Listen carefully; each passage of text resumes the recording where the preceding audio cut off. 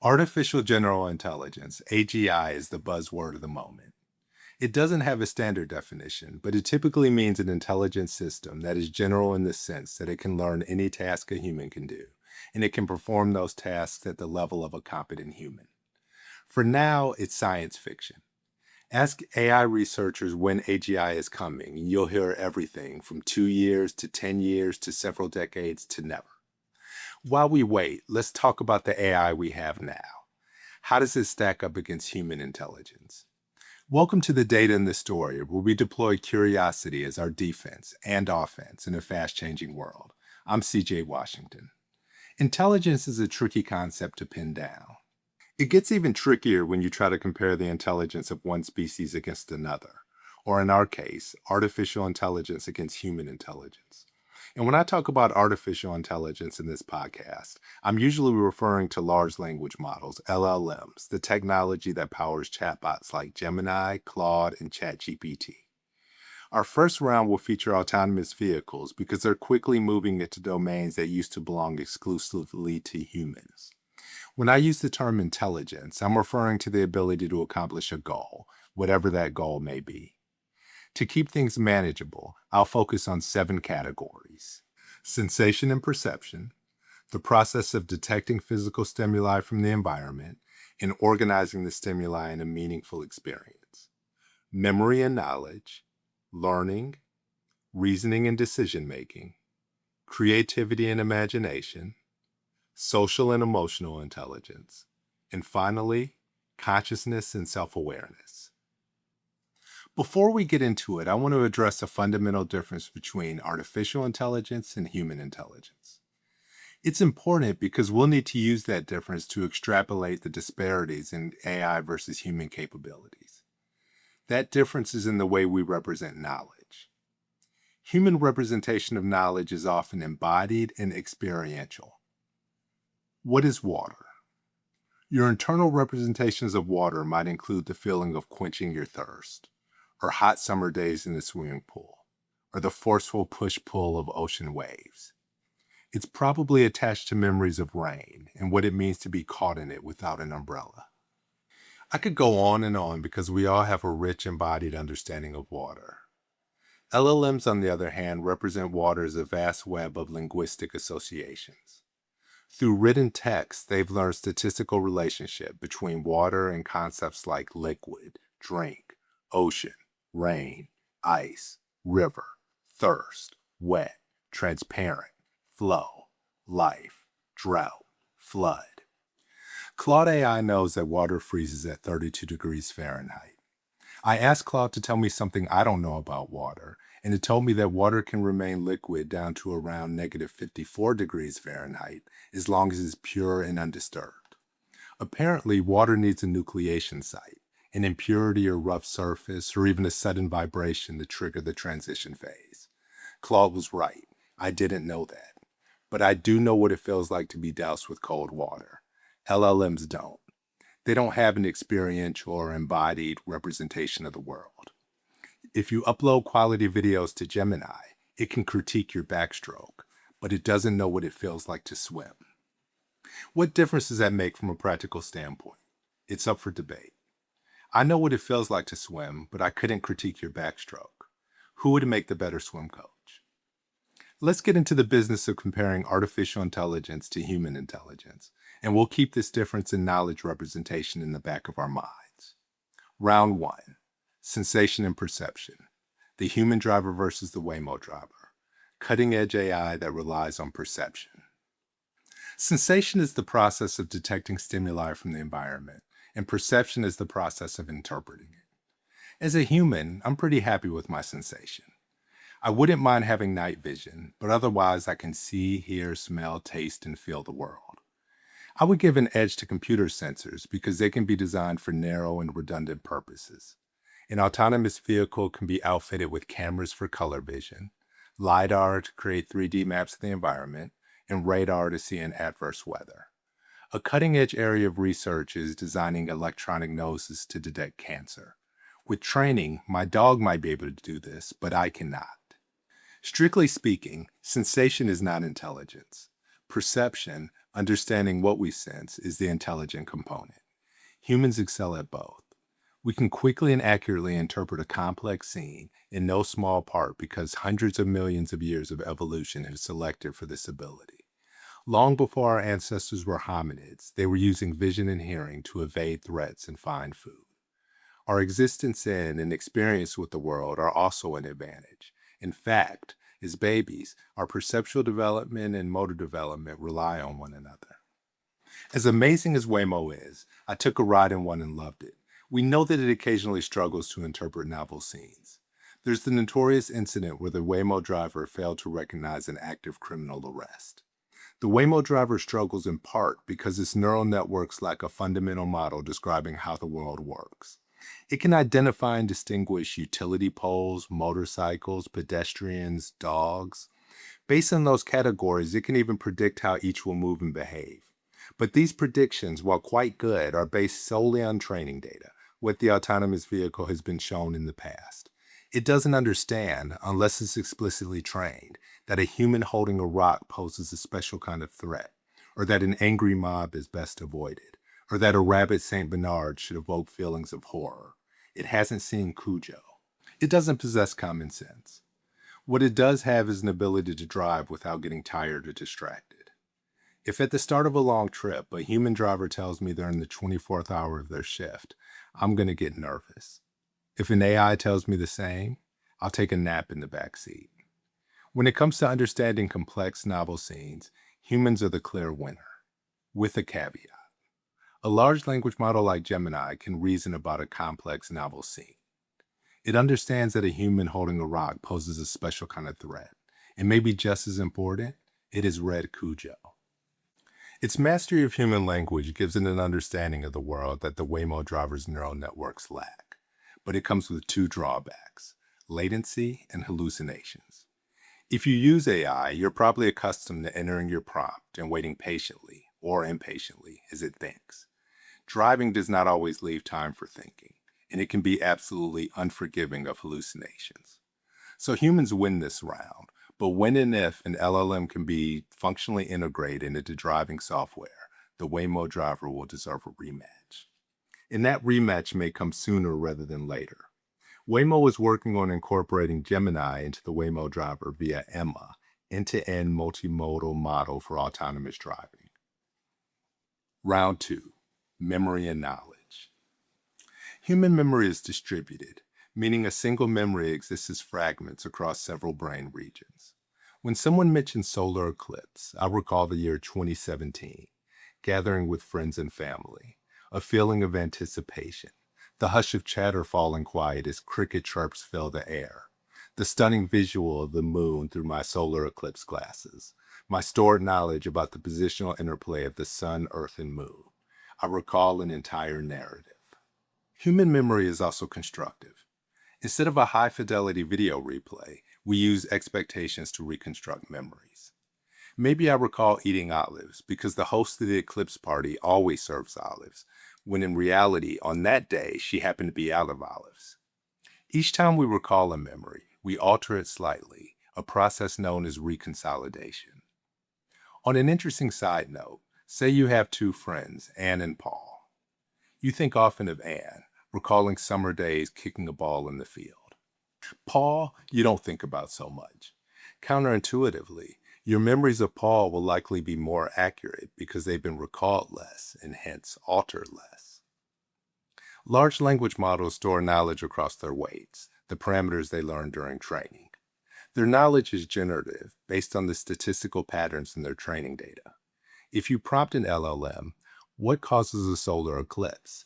Its attention mechanism calculates the relationship between cause and solar eclipse, providing context it can use to predict words that are likely to follow. Over and over in its training data, it likely saw that the moon passing between the Earth and the sun causes a solar eclipse. It generates this answer based on the statistical relationships between words observed in its training data. The generative nature of knowledge reconstruction leaves the model vulnerable to hallucinations. Especially for seldom seen facts, LLMs are prone to fill gaps with related but inaccurate information. Human memory is constructive and sometimes inaccurate. LLM memory is generative and sometimes inaccurate. Retrieval augmented generation, RAG, gives LLMs an edge. Say you ask ChatGPT about a current event, a storm system descending upon your neighborhood. This event wasn't in ChatGPT's training data, so how does it formulate a response? A separate retrieval system performs a live web search, grabs the most relevant text, and inserts it into your prompt. ChatGPT reads the prompt, including the retrieved context, and urges you to make a quick grocery run. Who is the winner here? Both humans and LLMs have powerful and flawed memory systems. Yes, LLMs hallucinate. Yes, you need to verify the information that LLMs give you. And still, the vast amount of knowledge they possess, augmented with our access to live databases, makes them difficult to beat. Round 2 goes to AI. Round 3, learning. Humans learn through neuroplasticity, the alteration of the structure of our brains. When you learn, new synaptic connections are formed, existing synaptic connections are strengthened, and/or unneeded connections are pruned. Artificial neural networks learn by updating their parameters, including weights, a corollary to the biological synapse. What goes into an educated human versus what goes into a trained LLM? If you're an elementary school teacher, you likely have a minimum of 17 years of formal education. That doesn't include the 5 years you spend interacting with the environment and acquiring language in preparation for kindergarten.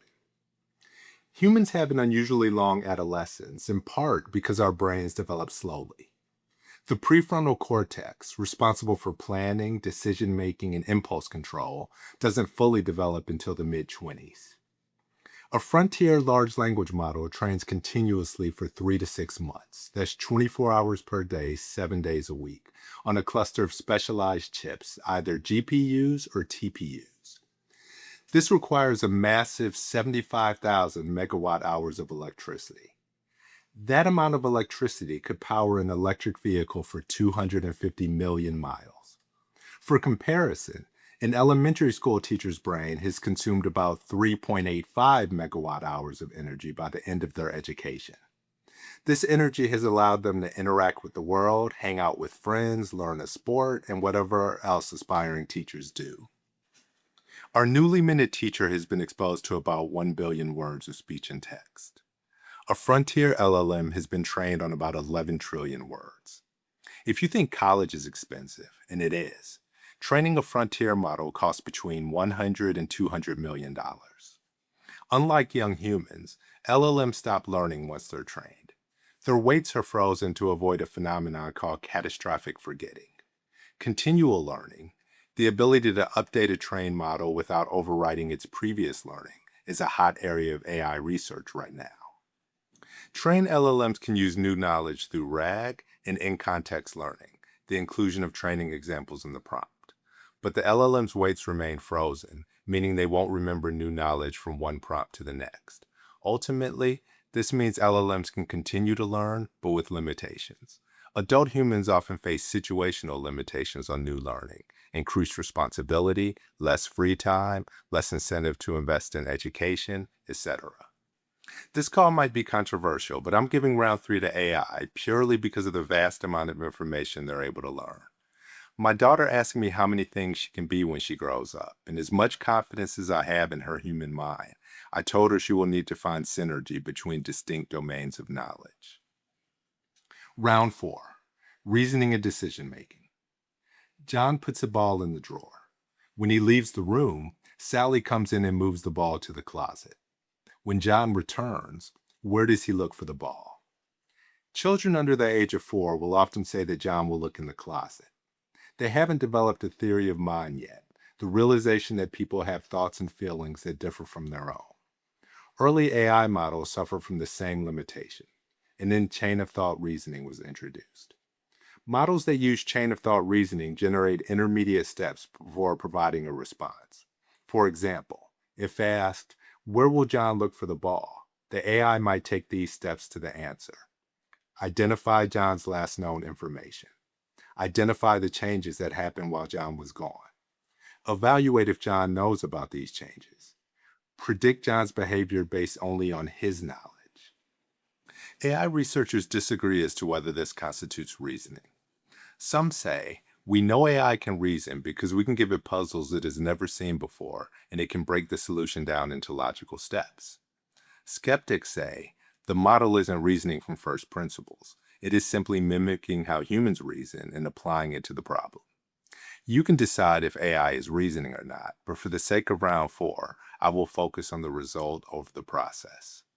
So how does AI stack up against humans? I submit that our reasoning is only as good as the data we reason over. When you're deciding whether or not to get a medical procedure, do you seek information from medical professionals or social media? When developing a stance on space exploration, do you tune into politicians or scientists? Do you invest based on advice from a financial planner or your Uncle Charlie? None of these have to be either or. My point is just that sound reasoning begins with good data. And good data could very well come from your Uncle Charlie. Not my Uncle Charlie. He's a disaster when it comes to money management. Because the post-training of Gemini, Claude, and ChatGPT has guided them to prefer expert-written text that conforms to established consensus, they are less likely to fall into the trap of reasoning over misinformation. If you ask these AIs for nutrition advice, they will heavily weight data from peer-reviewed journals over social media posts on the latest fad. It's important to note that this is not a natural consequence of training an LLM on the internet. After pre-training, an LLM is likely to prefer data that appears frequently. Google, Anthropic, and OpenAI made the post-training decision to instill in their models a preference for expert-written peer-reviewed data. Through a process called reinforcement learning from human feedback, models are trained on the Triple H framework: helpfulness, honesty, and harmlessness. During post-training, LLM responses are reviewed by humans and rated for quality. Because humans like to be validated, one side effect of this training is AI sycophancy, the tendency of AI to tell you what you want to hear rather than what's true. Maybe you're thinking about quitting your job to start a business. AI might praise your boldness and the brilliance of your idea. Your friends might focus on the reality of your current economic situation, like the monthly cost of your daughter's competitive gymnastics. Sycophancy and hallucinations are the Achilles heel of AI reasoning. Where do humans excel? Intuition, especially when the established rules need to be broken. I asked Gemini how it would have counseled Albert Einstein in early 1904 if Gemini only had access to information known at that time. Particularly on the photoelectric effect, Gemini would have steered Einstein back toward classical physics and urged him to prioritize mathematical consistency with the dogma of the times over his intuitive leaps. Gemini would have pulled Einstein away from genius and toward conventionality. I can't say for certain, but this might be where embodiment conveys an advantage to humans. Perhaps our experience with the world allows our intuition to sense when we should disregard conventional wisdom. I'm going to call round 4 a draw. In well-understood domains, AI's access to vast amounts of information and guidance to choose rigorous data gives it an edge. In poorly understood domains, like the nature of consciousness, human intuition is essential. Round 5, creativity and imagination. Divergent creativity in humans and large language models. A study published early this year in Scientific Reports compared the performance of 100,000 human participants against LLMs including ChatGPT, Claude, and Gemini on divergent thinking tasks. Divergent creativity, often called out-of-the-box thinking, is the ability to break out of familiar patterns to find creative solutions. The study used a few tests that assess divergent creativity. One asked participants to name 10 words that are as semantically different from each other as possible. Think elephant and microscope versus elephant and rhinoceros. They also benchmarked participants on short creative writing tasks. The study's findings were great news for creative people as well as people who struggle with creativity. The best AI models outscored the average human participants on creativity tasks. Above average human participants consistently outperformed the best AI. The top tier of human participants outperformed AI by wide margins. The takeaways? If you are a creative person, Outsourcing your brainstorming to AI runs the risk of pulling you toward the mean. If you struggle with creativity, AI can act as an enhancer, allowing you to focus on your strengths. As a novelist, I do not use AI for creative tasks for ethical reasons. Readers should know that my characters and plot lines come from my human experience. This study gives me another reason not to use AI for creative tasks. As with reasoning, some AI researchers don't believe LLMs are capable of creativity. Skeptics argue that AI can only recombine human ideas they've already seen. Proponents of AI creativity argue that recombining existing ideas is the very definition of creativity. They see AI creativity as an emergent property of reasoning plus large training data sets. Skeptics answer that even if an AI generates a novel result, the AI itself was not creative because AI lacks intent. An AI cannot spontaneously decide to write a song, and your prompt is not inspiration. AI output is simply next token prediction. Of course, an AI's lack of embodiment is used against them here as well. An AI can write convincingly about love because it's read billions of words on the subject, but it can't tell us anything new about love when it hasn't experienced it. These arguments are above my pay grade, and I will assume that novel outputs are creative, whether they come from a human or an AI. Round 5 goes to humans. AI is making strides, but if you want to lose yourself in a great novel, you'll need a human to write it for you. Round 6, social and emotional intelligence. The first time I was taken aback by the social intelligence of AI is when I received a written non-apology from a neighbor I didn't know for an incident that had happened. I simply pasted into a chat without context and asked, "Is this a good apology?" The AI proceeded to tell me why it wasn't, mirroring my own feelings, and offered to revise the note for me. In retrospect, I shouldn't have been surprised. AI's training data is full of apologies of varying quality, and it makes sense that AI would develop an appreciation for how an apology would be received. But it was the early days, and I wasn't thinking about training data at the time. I was thinking about embodiment, the fact that AI doesn't have emotions or social experience. Again, we have to ask if embodiment matters. A study by researchers at the University of Geneva and the University of Bern compared the performance of AI and humans on 5 standardized tests of emotional intelligence. The authors tested ChatGPT 4, ChatGPT o1, Gemini 1.5 Flash, Copilot 365, Claude 3.5 Haiku, and DeepSeek v3. The result? Humans scored an average accuracy of 56% compared to 81% for AI. Is judged by performance on these 5 emotional intelligence tests. AI is, on average, better at reasoning about emotions, its causes and triggers, as well as its management and regulation. This isn't shocking considering AI has been trained on the entirety of the literature on emotion, as well as a plethora of great novels. So there's that. But when you want a friend to watch a movie with you because you know you'll want to talk about it, would you choose AI? I wouldn't.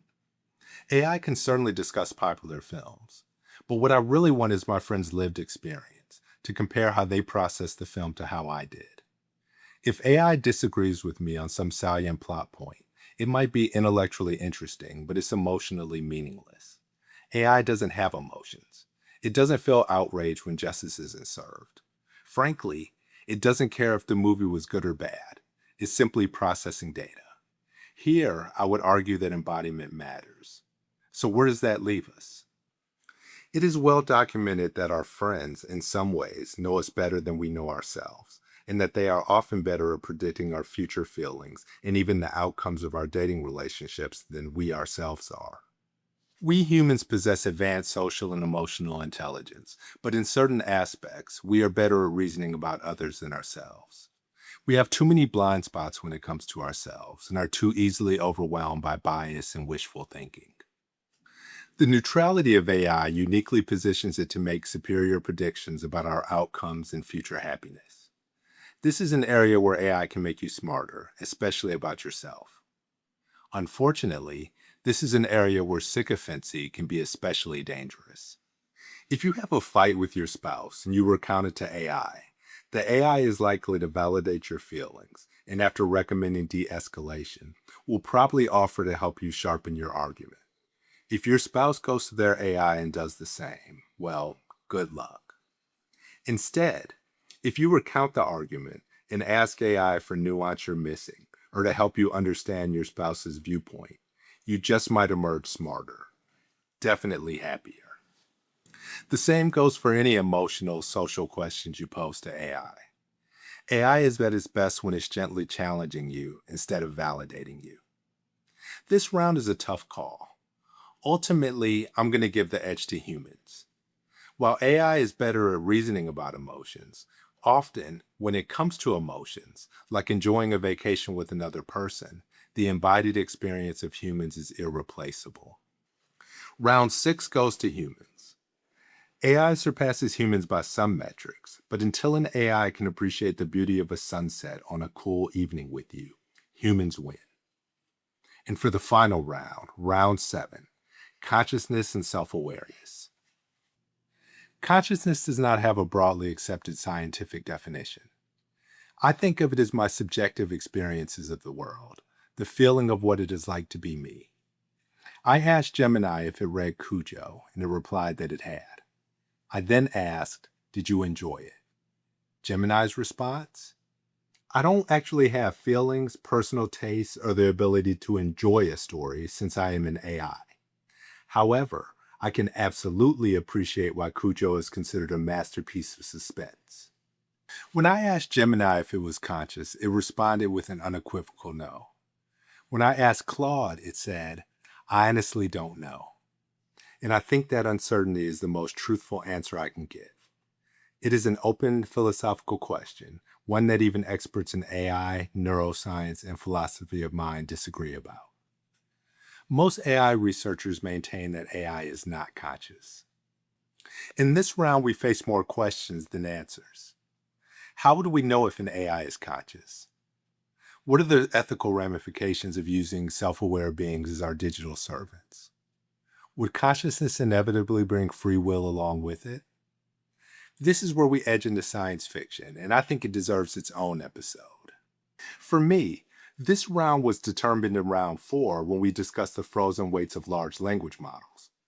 Their frozen weights means that experience cannot change them. They can't grow from it. Can a being be conscious if it is unaffected by experience? The 7th and final round goes to humans. It's tricky to make apples and oranges comparisons in intelligence. You can compare the intelligence of wolves and lions, but the meaning you'll find will be limited. They each evolve the cognitive skills best suited to survive in their respective environments. One isn't inherently superior to the other. When we talk about AI intelligence versus human intelligence, we really want to know, where will humans fit into a world populated with intelligent digital beings? Much of the anxiety centers around jobs. As a data scientist and novelist, I've given it some thought. AI has made me a much more efficient coder, and many companies that hire data scientists have publicly stated that they expect to employ fewer people in the future. As a novelist, the threat feels existential. I ask myself, do I want to write novels if AI can do it better? The question isn't unprecedented. Lee Sedol, the Go champion who retired after his defeat by AlphaGo in 2016, said, "The Go I knew as an art has ended." For now, human novelists are safe, but I fear that storytelling will follow the trajectory of chess. In the late 90s, with the advent of Deep Blue, computers became better at chess than even the highest ranked grandmasters. Human-computer pairs, however, were still better than computers alone. That remained true throughout the 2010s. Now, with AI systems like Stockfish, humans only seem to get in the way. AI makes chess moves that humans can't fathom, allowing AI alone to defeat human-AI pairs. The good news is that spectator chess is more popular than ever, and the market for watching humans play humans endures. It's become cliche to say, AI won't take your job. A person who uses AI will take your job. I'm not crazy about the framing because it subtly shifts the responsibility of job losses to workers. If businesses decide to reduce headcount, workers will lose jobs, even if they all adopt AI. That said, Focusing on the power of the human AI partnership is probably more productive than fixating on the AI versus human debate. How can AI make you better? When I think of the future, I sometimes think of the past. During the Industrial Revolution, if you didn't own a factory, you needed to work in one. Capital was controlled by the few. Capital is still controlled by the few, but AI is broadly accessible. If you want to work in the trimmed down corporations that many of today's CEOs envision, you can master AI to become an absolute beast at your job. If you don't like the vision of AI reducing the need for humans, one possibility is to explore partnering with like minded peers and using AI to start your own thing. The past tells us that today's business leaders will push this technology to its absolute limits. Why shouldn't you? If you're interested in a deeper exploration of one of the fundamental differences between artificial intelligence and human intelligence, embodiment, I recommend How the Body Knows Its Mind by C.N. Bylock. It's about the mind-body connection and how that connection often flows in reverse with the body influencing cognition. Just as artificial intelligence lacks the benefit of a body that can move and explore the world, our intelligence is inseparable from our biology. Is that an advantage or a disadvantage for us? We know that AI can process data at preternatural speeds and doesn't get tired, nor does it have the quirks or upkeep demands of biological brains. For example, Bylock describes a man who noticed one morning that he suddenly couldn't do simple arithmetic in his head. When he saw a neurologist, an examination revealed he was struggling to coordinate finger movements, interlocking pinkies, for example. Bylock explains that a region in the left parietal lobe is implicated in both number understanding and coordinating finger movements. For this reason, improving finger dexterity through learning a musical instrument might improve math skills. How complex and arbitrary is the user manual for the human brain? You want to get better at math? Don't just do math, play an instrument. Biological brains evolved to perceive the environment and control the body's movements. Cognition was later added to these existing structures. Bylock spends a lot of the book examining the intimate coupling of movement and cognition. Is this an advantage for human intelligence or a quirk of evolution? If you're interested in learning more about the mind-body connection, I recommend Bylock's book. For me, it serves as a caution for AI researchers not to rely too heavily on the human brain for inspiration. Do you want a system that needs exercise and time in nature to be at its most creative? To recap, round one, sensation and perception went to humans for their ability to quickly and accurately understand novel, complex scenes. Round two, memory and knowledge went to AI for the vast knowledge they retain. Round three, learning went to AI because they learned so much. Round four, reasoning and decision making was a draw.